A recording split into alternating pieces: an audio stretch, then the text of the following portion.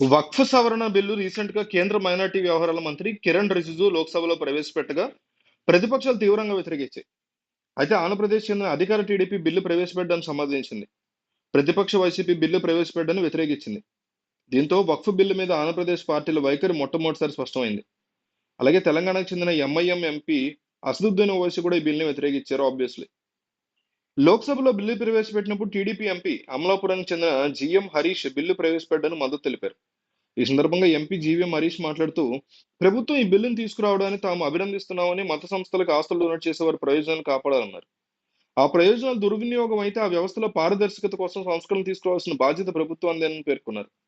ఈ బిల్లుకు తాము మద్దతు ఇస్తున్నామన్నారు. అయితే విస్తృత సంప్రదింపుల కోసం బిల్లును సెలెక్ట్ కమిటీకి పంపడం మీద తమకు ఎలాంటి అభ్యంతరం లేదని పేర్కొన్నారు. అయితే ఈ బిల్లును ప్రవేశపెట్టినప్పుడు వైసీపీ ఎంపీ పివి మిథున్ రెడ్డి ఈ బిల్లును వ్యతిరేకించారు.